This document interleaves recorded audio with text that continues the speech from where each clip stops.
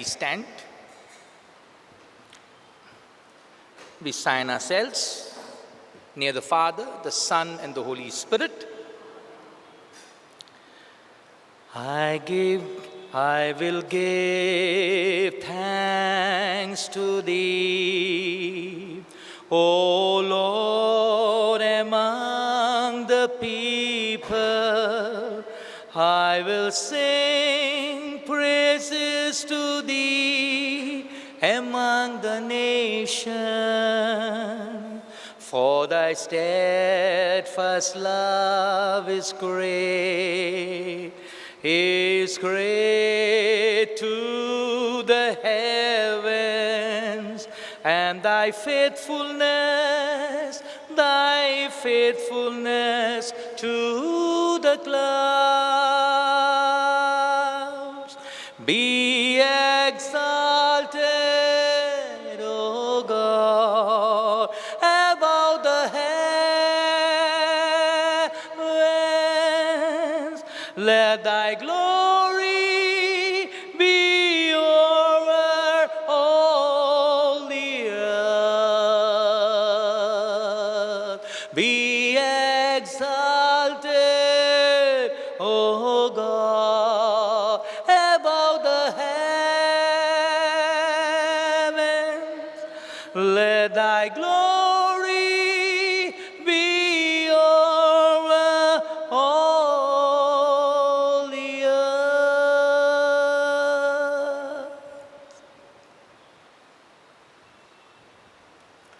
Kindly be seated.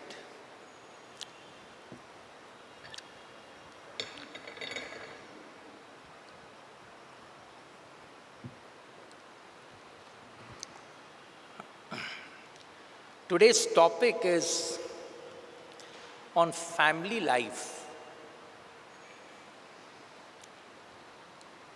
Family life is not a concept, it's a reality of life. And I call it the holistic family. What is this holistic family? We'll explain. But I begin with a parable, as I normally do, which strongly brings out a very powerful message. A lady was staying all alone. And so somebody suggested to her, you look a little stressful, you look a little depressed. You know what? You need somebody to talk to you. And she said, yes, people hardly come to meet me, they hardly come to see me, and I cannot go out of my house, and I have a problem, and all these things she shared. So that person, a good friend of hers, said, you know what? Buy a parrot. She said, what? Buy a parrot, a talking parrot. So the parrot will keep on talking to you. So there will be time pass for you. You'll also have a nice time. The parrot will also have a nice time. You'll enjoy the parrot's company. So have a talking parrot. So she went to Crawford Market, I don't know where, somewhere, and she went to the place where they sell birds and animals, and she said, I want to buy a talking parrot. So I said, madam, you come to the right shop. We do have one talking parrot, and he talks so much, madam, that sometimes that you have to tell him, please, Polly, keep your mouth shut, because he keeps on talking, and it's called a talking parrot. And you know what you have to do? You have to put him in a pinjara or something like that, and this thing, and keep it that way, because the fellow will even run away. So you have to have a nice thing that way, very strong one. So she gave her quite a huge amount of money. She purchased that, that cage, very nice, good-looking cage, a little broader one, not a normal small one, so that the parrot can really, keep on moving inside the cage. So the next day after purchasing, she went back to the shop, and she said, you know what? My parrot is not talking. Oh gosh, she said, what has happened now? He said, but that parrot, he should talk when he was here. I don't know what has happened to him. Madam, maybe, he says, you buy one mirror. So buy one mirror and put it in the cage. So what the parrot will do, the parrot will look at itself in the mirror and it will start talking. So she purchased a mirror and brought and put it in the cage. The third day she went to the shop and she said, you know what, my parrot is still not speaking. Oh gosh, she said, after purchasing a mirror, it's still not speaking? Yes, she said, he's not speaking. Okay, he said, buy a ladder. Buy a ladder and put in the cage. So he will go up, Polly will go up, and he keep on talking. As he goes up, he'll talk. While coming down, he'll talk. So she purchased a ladder and put it in the cage. The fourth day she went to the fellow and she said, you know what, my parrot is still not talking. Oh gosh, she said, after putting a mirror, after putting a ladder, he's still not talking. Okay, he said, you know what, madam, I think he needs something else. He needs a swing. So buy a swing. Buy a swing and put in the cage and he will swing. Bo, bo, bo, bo, and then he will sing. Polly will start singing as he swings up and down. She was so delighted. She said that swing will really help. So she brought up the swing from the shop and put it in the cage. The fifth day she went and she said, my parrot died. Oh gosh, she said. Madam, after putting a mirror, after putting a ladder, after putting a swing, he died? But surely he must have talked something before he died. He must have said 1-2 words because he cannot die like that. The shopkeeper said, he must have said something before he died. And what did he say? She said, yes, very feebly he said something. And tell me, madam, what did he say? What did he say? He said to me, madam, was there no food in that shop to buy? Was there no food in the shop to buy? My dear friends, in our families, we give everything except love. And so we begin from here. This parable speaks a lot. We give everything, we have everything in life. Somewhere down the line, love is eluding us.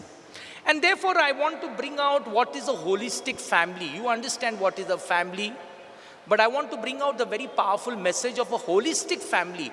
Holistic is total, in totality. Nothing should be missing in that family. Nothing should be missing. And what is it that should not be? There were 5-6 ingredients, importance for a holistic family. You know, when we were small, we had what is known as intellectual quotient. So my son and daughter, highly qualified. Too much intellectual. So everything on intellectual level. Problem is, today, multinational companies don't give you jobs by seeing a certificate. There is another point there they ask you is an emotional quotient. How you can take a stress. The problem is you may be intellectual, but small little problem, he gets flared up, he gets angry, blows himself up. So how are you able to handle an emotional quotient? So today multinational companies will depend and see how well you can handle a job. So they pay you very well. The multinational company pays you very well. So for us, when as a priest for 25 years in Arunachal Pradesh, it is not the intellectual quotient that I have or the priest around me have, but we also see how we are able to handle stress. Now as a priest, you have to say mass, you have to go for sacraments, you have to preach Christ, you have to climb mountains, sometimes 11 hours, sometimes 10 hours, sometimes 8 hours, you get tired, and then you sit down with your people, they tell you many things. How do you handle the situation? Sometimes you have a cop at the door, sometimes you have an inquiry from the intelligence wing. How do you cope up all that? And therefore, a family should not only have an intellectual quotient, but an emotional quotient also, handling stress. Somehow our children are not able to handle emotional stress. And therefore people tell me, father, he takes up a job, 6 months he's out. Wonderful fellow. Highly intellectual, but cannot handle a stress. So very often we find people who have gone on the ship, who have gone on the rigs, and suddenly you find children, they get blacked out. They study, whole year they study, and suddenly when they see a question paper, everything is over. Nothing comes. Emotional stress. The third is, for a holistic family, you must have a social quotient. How do you interact with your neighbor, with your friends, with your relatives, and also with your enemies? So social means society. How do you interact with the society? Now in your building, you may not have all Catholics every time. The building that I lived was 36 families. We were having only 2 Muslims and we were about 2 Catholics. Rest were all Maharashtrians. So how do you handle this social quotient? How do you integrate, keep your identity, keep your faith, at the same time you interact with people of different faith and yet not lose your faith? Yet not lose your faith. So basically is how you interact with the society. I know some people have never gone out of their buildings, they have not gone out of their flats. I'm not talking of COVID times, normal times. They don't go out. We are happy. We are happy at home. We go here, we go there, happy. So if you're not able to relate with the society, then there is something wrong. You cannot be a family just by yourself. A family has to also relate in the society that you are living. The second question, the holistic family has got is relationship quotient. How do you relate with every member of the family? Now, we are 8 of us priests. Now, we may have a difference of opinion. We have our meetings and we have a difference of, on one particular subject, we have a difference of opinion. But at the end of the day, we may have a different opinion, but we follow Acts of the Apostle chapter 2. We are of one mind and one heart. What is good for the church, what is good for the community, what is good for the faithful, that must happen. We may have our own reasons of different opinions. So family may have a lot of other issues. One may agree that we should not buy a Samsung fridge. The other will say, no, we'll have something different. Somebody will say, this air condition is okay. But what is important is an air condition. What is important is the fridge. Now, which company that it belongs to, well, you have to look out and find out. But if you're going to fight over a fridge, might well you won't have a fridge, but you'll keep on fighting. So, relationship quotient is also important. How do you relate with the youngest to the eldest, to the grandparents, to the parents? How do you relate? So, this is also part of a holistic family. And lastly, in the holistic family, there is a lot of things more. A spiritual and moral quotient. How spiritual is the family? There was a survey done, a friend of mine, who is not a priest, a layman, and he said, very, very beautifully years back, he brought it to the notice of the church, and he said, those parents who were standing outside the church during Mass, their children never came inside the church for Mass.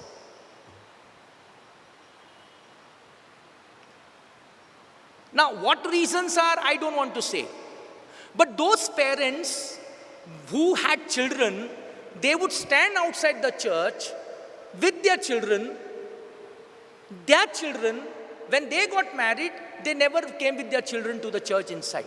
But those parents who brought their children and sat down on the same bench, when they grew up, when they got married, they also saw that their children should be there on the bench next to them. Now, whether it is 100% proof, I don't know, but I feel at least he was not off the mark. He was telling something very truthful. Now, in this holistic family, what we must do is provide a culture of life, love, and stability. Life, love, and stability. Life, my dear friends, is respect life. Unfortunately, we do not respect life. We take people for granted. We take our mothers as doormats. We take our mothers like ayahs. And very often we forget that a mother slogs the whole day and yet in the night she hardly gets enough sleep. A mother was telling me, Baba, father, there are times I don't get food in the night. Because everybody has eaten and then I realize there is nothing left for me. And yet I don't grumble. There is no appreciation that somebody says, thanks mom, you made a lovely curry. The curry you made, no, okay. Dal you made, no, okay. We eat, but we do not have respect to say a thank you. Love the other. That is the issue, loving the other. And therefore, very often when St. Paul said, I don't know in which letter, but he said, the joy of the Lord is our strength. The joy. Now, very often people think joy means what? Clapping and dancing and shouting and screaming and going for a picnic. No. Joy has 3 alphabets. J for Jesus, O for others, Y for you. So you first put God, then you put others, and then you put yourself. Then the joy emerges. And therefore, loving the other is becoming joyful. And the third point is, we must provide a culture of stability. We earn, we spend, we fight, and we argue. No stability at home means children seeking love outside. The stability is not there. You see those families where the father and mother are constantly fighting, there is no stability. And the children take a hatred towards their parents. I know some children who don't like their friends to come home to see their father and mother fighting. So what is happening? The basic stability of the family is disturbed. Now, I don't know what could be the reason, and one of the reasons that I find is we have 12 months and we have 14 celebrations in the church. Our Christmas begins on the 1st of December and gets over after even the 3 wise men have gone home already, but still our Christmas continues. So our whole culture is a festivity culture. So I have seen baptism ceremonies. The child has prepared, the poor fellow has gone for his Sunday school, he's now going to receive Jesus, he's so anxious, he's so thrilled that he's going to receive Jesus, and he received Jesus that morning, and evening there is a party and somebody fights over a drink. And that poor fellow goes crying to sleep. Not only we messed up the child's day, we messed up the whole day of everybody else. So without drinks, we cannot become Christians. When I was ordained, I'd gone to meet Bishop Bosco Penna. He was staying in Mehim in his house, his mother's house. And then I told him, I said, Bishop, I'm getting ordained and I want you to ordain me. That was 1997, 26th of April. And I told him, Bishop, he asked me what is going to be a menu. And I told him, Bishop, for my Hindu friends and those of other faiths, little paneer masala and one rice and dal or something like that. And for those who are Christians and all that, we'll have a little chicken pulao or something like that. And I told him that the priest who's going to raise my toast will raise my toast not with wine. Because I don't believe in wine. He will be using kala katta. He was shocked. He said, are you serious, man? I said, yes, very serious. So the priest, I first when he briefed him, I said, everything is kala katta. I said, don't worry, it looks like wine only. So then he gave a little talk and he said, I know Father Avon and his family as a brother. And he said, Viva! And everybody took a sip and they realized that was no wine, it was kala katta. They did that.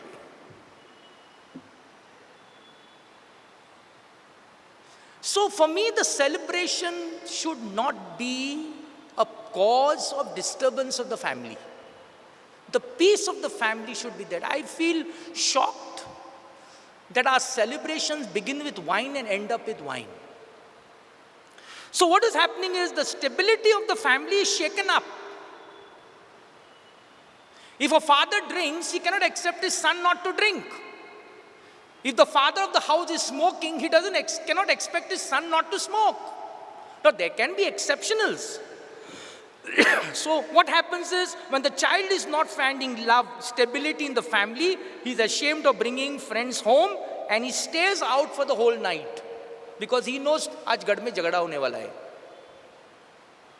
So my dear friends, what is to be known as a holistic family?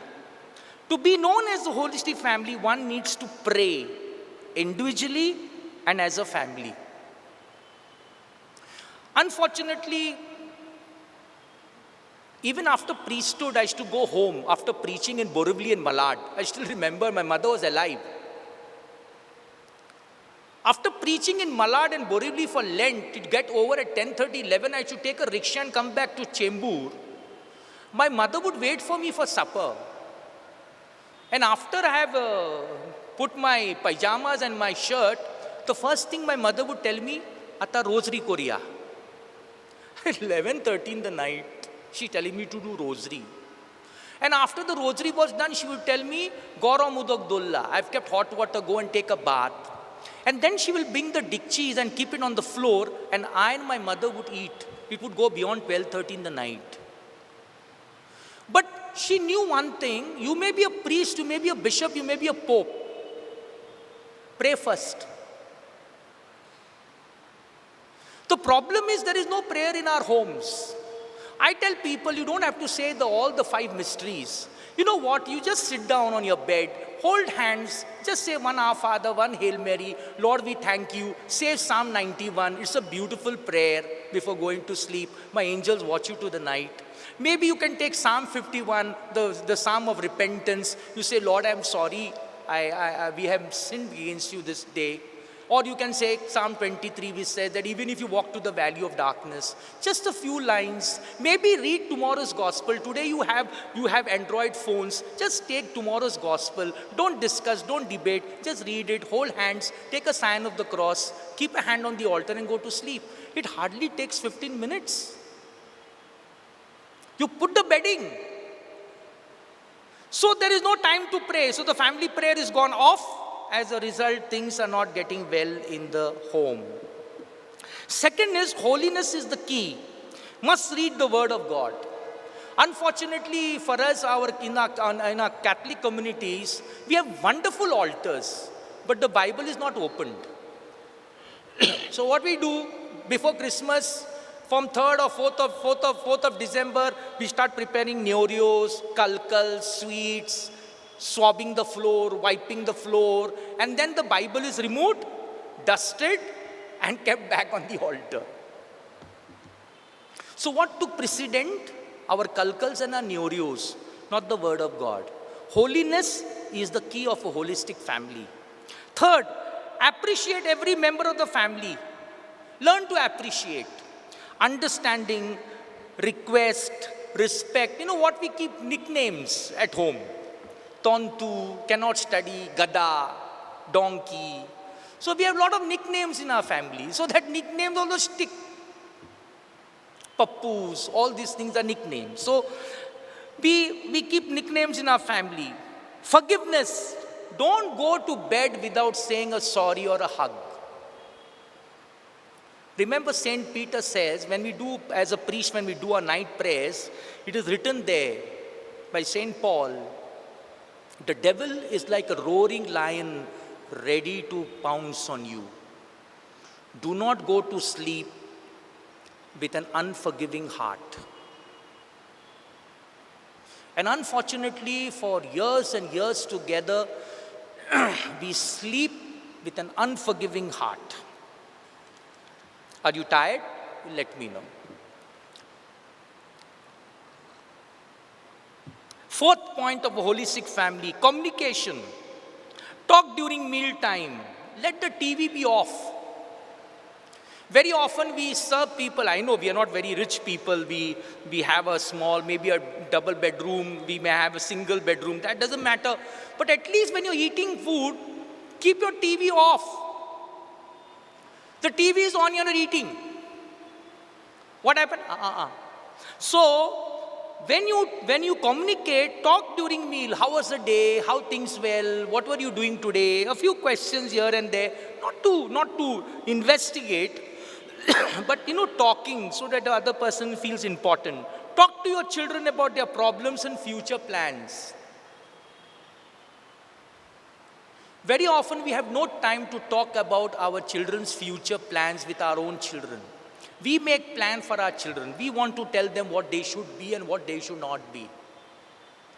So there goes the problem. Or we wait till the end.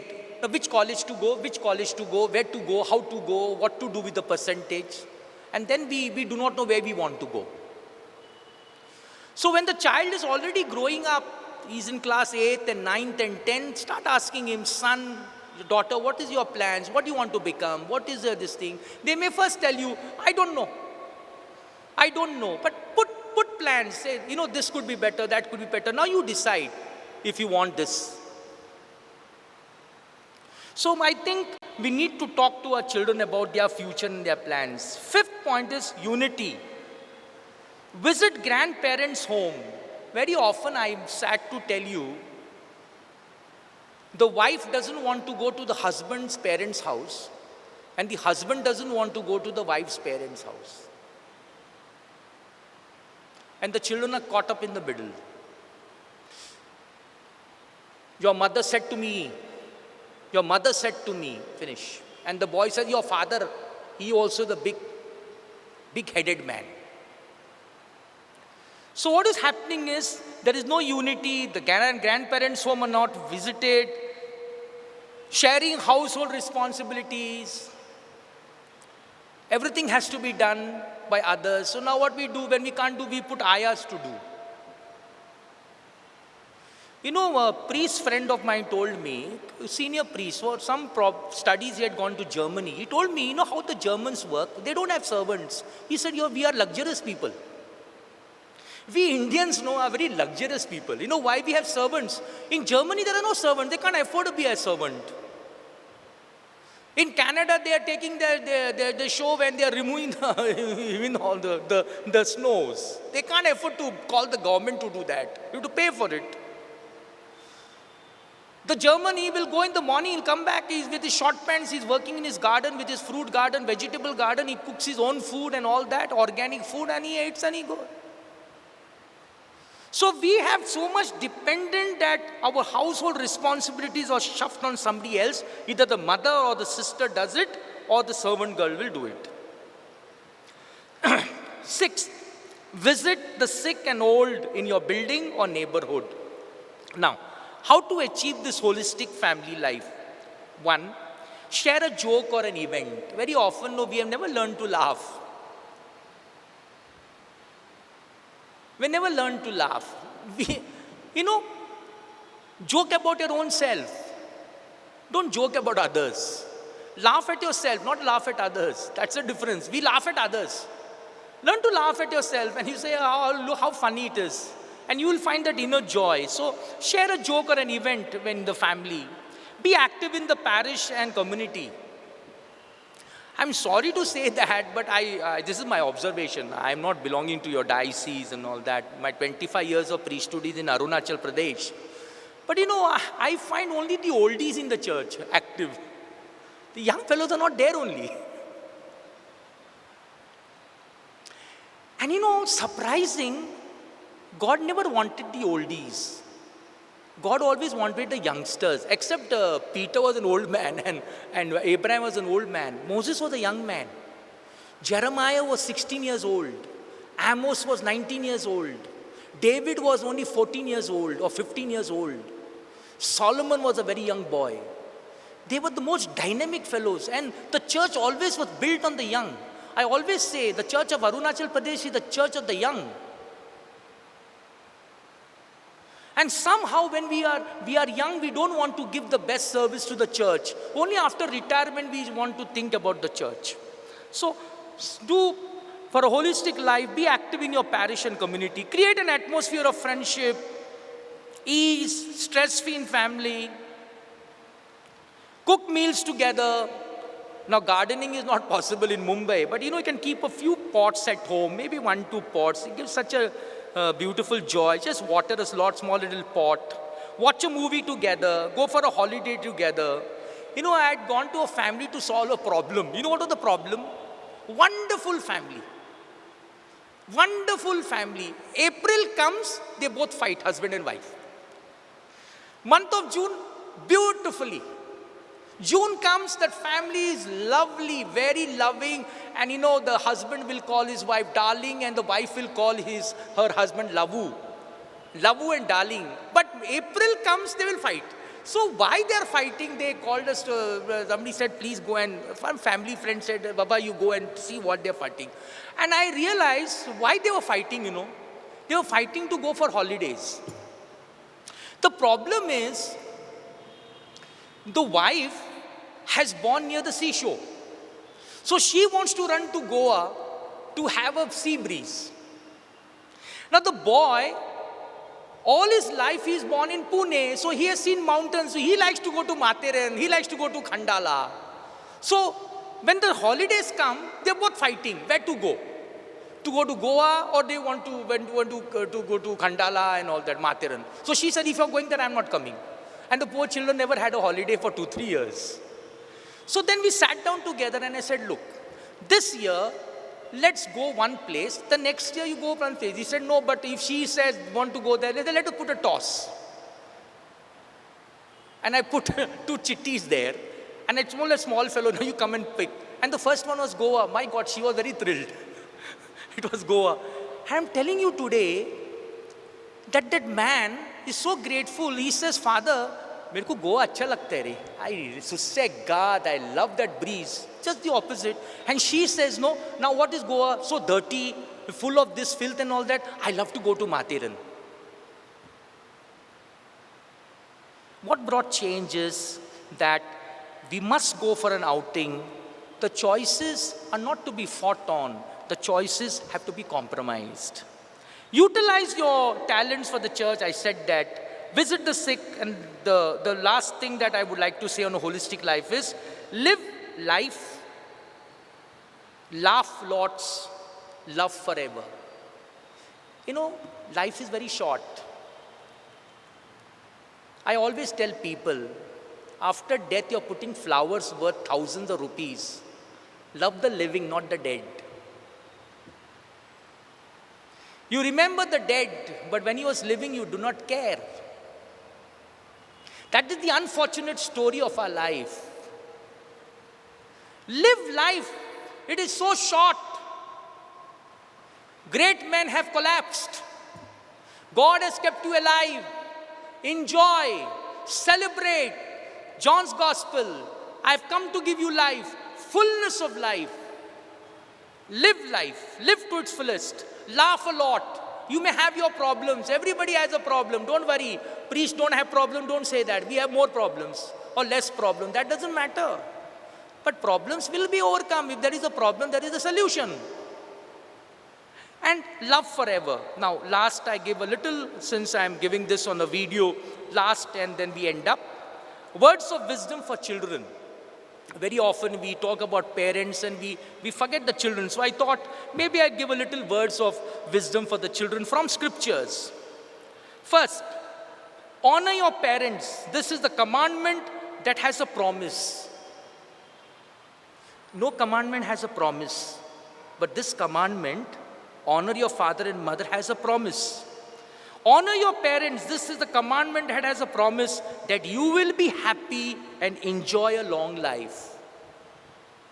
What a promise. And you find that in Ephesians chapter 6, verses 2 and 3. St. Paul writes, Ephesians chapter 6, verse 2 and 3 says, honor your parents. This is the commandment, St. Paul says, that has a promise that you will be happy and enjoy long life. Second, for advice for children, always pray for your parents' well-being. Remember that they are always praying for you. Our parents are very loving. Whatever may be the son, he may not be good to her or father, but they still remember him in prayer. Our parents love their children. They will never say anything against, but They will say, lad, lad, lad, but at the deep down, they will pray for their children. So the children also must also pray for the well-being of their parents. Remember that our parents are always praying for us. Third, give precious time to your parents, no matter how busy you are. Remember that they gave the best of their time and life and sacrifice for you. So give precious time to your parents, no matter how busy you are. You may be an IT guy, you may be an expert, but also remember that they gave their best lifetime after getting married. They sacrificed their holidays, they sacrificed everything, they did an overtime so that you may get money to go to the better school. Fourth, be sensitive to parents' needs. Be sensitive to parents' needs. I will explain that later. Proverbs 6:20, respect your father's instructions and your mother's teaching. Proverbs 6:20, respect your father's instructions and your mother's teaching. Fifth, never disappoint your parents. They don't like to hear bad things of their children. It hurts them. So never disappoint your parent. Don't put them to cry. Never make your parent cry. Never make your parent cry. You know, when a parent cries, God will take account of every tears. And this will come from generations to generations. I end up with the story of Arunachal Pradesh. You know, these people, they have lovely stories and I enjoy listening to them. They have great pearls of wisdom. Unfortunately, I'm thinking of writing a little book on that. You know, there's a traditional story in the tribal belt that there was a young couple who had an 8-year-old child. A young couple, married couple, they had a tribal married couple, they had an 8-year-old child. And the grandfather of this boy, this 8-year-old boy, that is the father of the son, the man, he was living with the family because he had lost his wife. And the woman of the family, that is the daughter-in-law, would not go well with the father-in-law.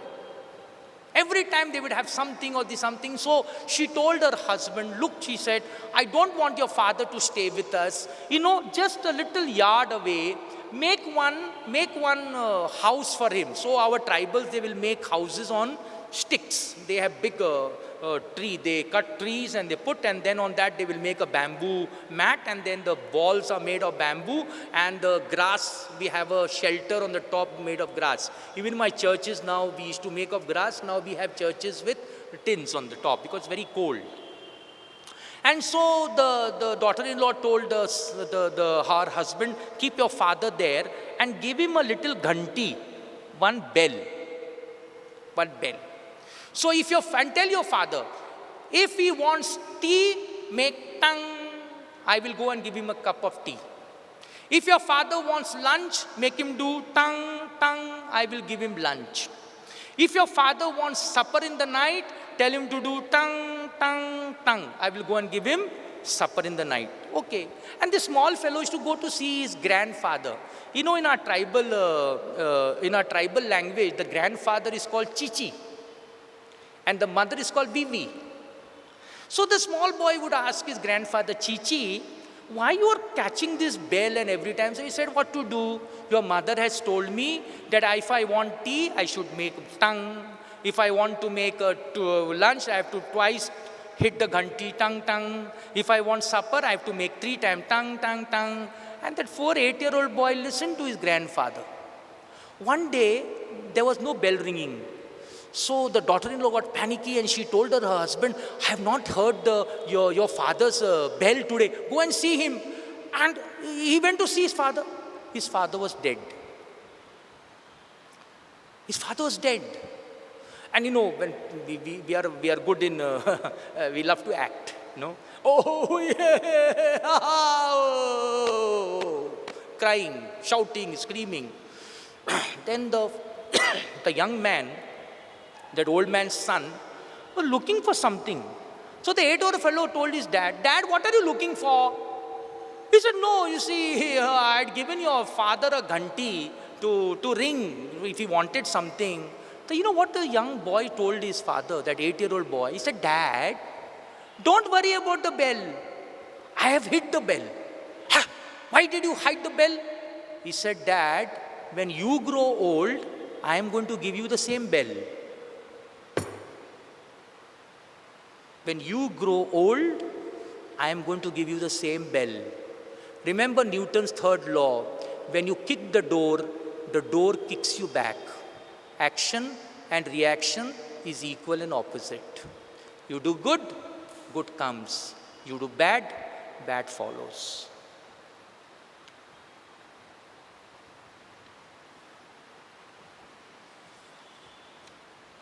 Please stand. We end up.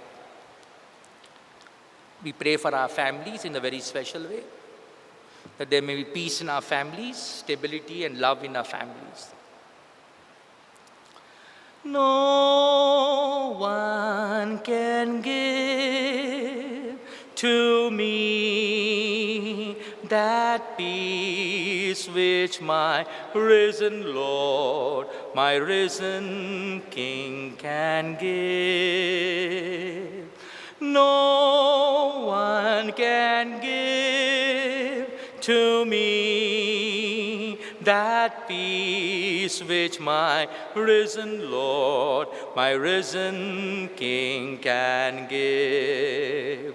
When I look around and see all the things that trouble me, and I seem to lose my peace in a world that not at ease, no one can give to me that peace which my risen Lord, my risen King can give.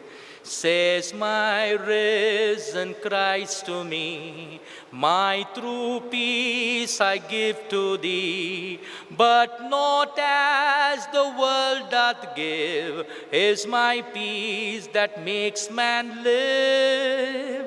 No one can give to me that peace which my risen Lord, my risen King can give. No one can give to me that peace which my risen Lord, my risen King can give. Mary, our Mother, pray for us. Near the Father, Son, the Holy Spirit. Amen. All those who have missed yesterday or not taking an envelope for the children of Arunachal Pradesh, there is a Dale standing outside. He will see to it. Not compulsory that you have to take it. If you feel, wish it, you can take one. Thank you.